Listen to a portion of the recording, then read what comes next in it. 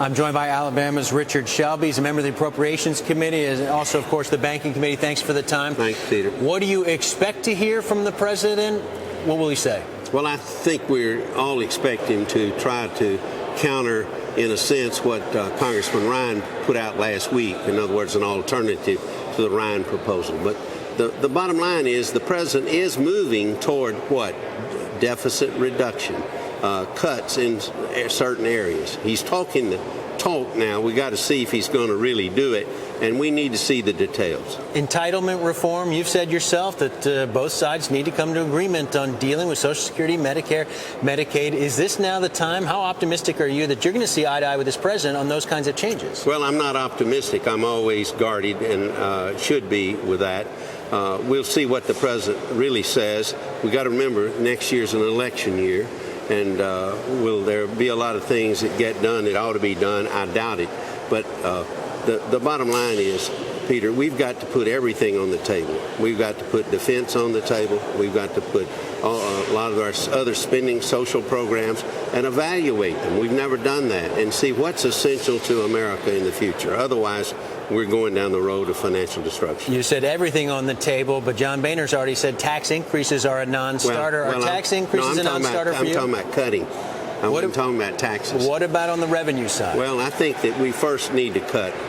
One thing I would be for is tax reform, because if there were genuine tax reform, we would lower individuals' taxes. That's what I would be wanting to do, because there are a lot of people getting a free ride in this country. But until we do real tax reform, after we do some serious cutting, we have no credibility. What about getting rid of those tax loopholes that corporate America enjoys right now, individuals as well, the mortgage deduction? Well, I've advocated getting rid of loopholes a long time.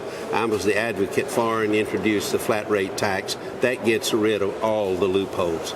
The Simpson-Bowles plan, there's some suggestions the president today is going to embrace to a much larger extent than he has so far what came out of the Deficit Commission plan. You know, some of your colleagues are here, bipartisan talks trying to make that plan into reality. What do you make of Simpson-Bowles and what they proposed? And if the president goes and indeed embraces that, is that a good move? Is that something you can work with? I think that Simpson-Bowles is a step in the right direction. There's a lot of questions about some of the things, especially revenue raising. I believe that Congress will not raise taxes, should not raise taxes, until and if we do serious cutting. We got to do that first. I think we've got to show the American people we're serious about cutting. Cutting $30–40 billion is on the margin. It's a beginning, but a small beginning. You know, investors are watching this debt ceiling vote with a very careful eye, and there's already some suggestions it's affecting markets right now. How does this shake out without there being some sort of concern, unrest in financial markets? How does this get handled without Republicans again pushing things to the brink? I think that we need to push, and we need to get some concessions on spending. If we don't, we'll continue, and this debt ceiling thing will come up a year from now, and we'll move it up again. We'll borrow more money, and the deficit will continue to grow, and the debt will continue to grow. Are you worried at all, though, about the investor concerns right now? If you all push this like we had with the shutdown, that there's going to be an impact in the markets? Oh, I think that we all survive. The sky never falls. We hear about it, but it hadn't fallen yet.